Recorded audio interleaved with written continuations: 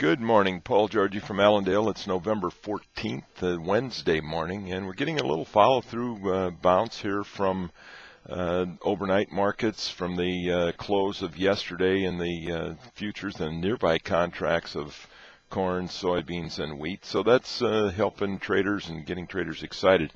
A lot of this bounce, I think, is coming from cash markets because of the strength that we're seeing there.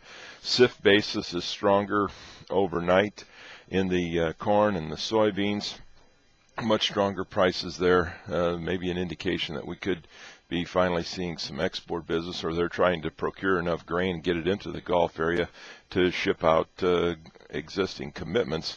The other problem is the river between St. Louis and Cairo that is possibly going to be closed here in a couple weeks, and that's creating some nervousness by traders down at the Gulf in order to get enough grain into that position that they can get it exported in a timely manner. Other news, weather conditions in South America. The Brazilian weather is basically ideal.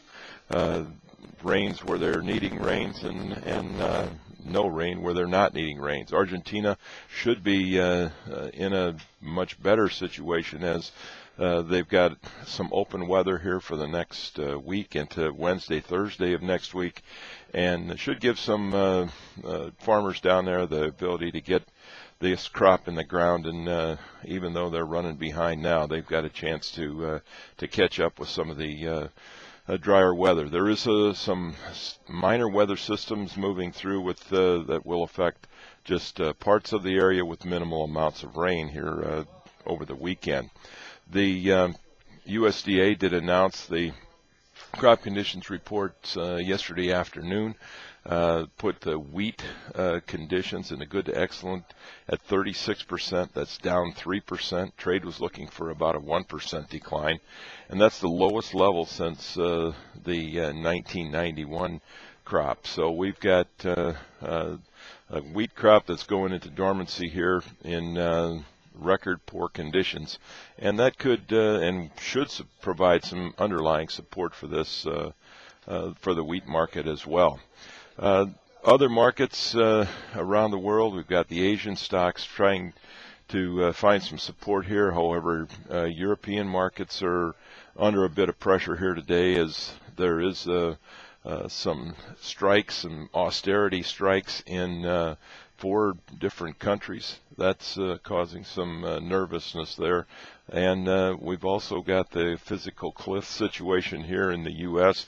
There was an article in the Washington Post here this morning that suggests Obama is going to make up the $1.6 billion in cuts by getting or raising taxes on the wealthiest Americans.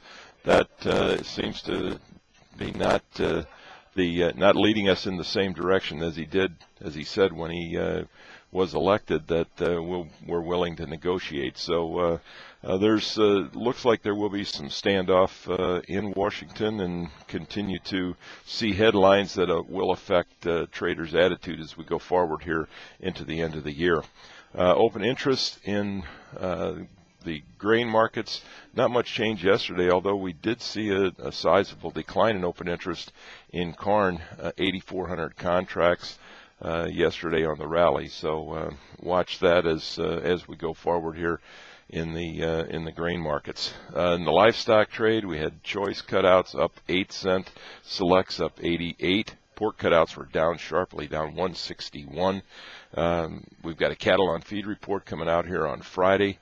The average estimates for that are placed or on feed at 94.6, placed at 87.3, and marketed at 102.6. So we've got some adjusting here in the livestock market. The hog futures continue to make new highs in here.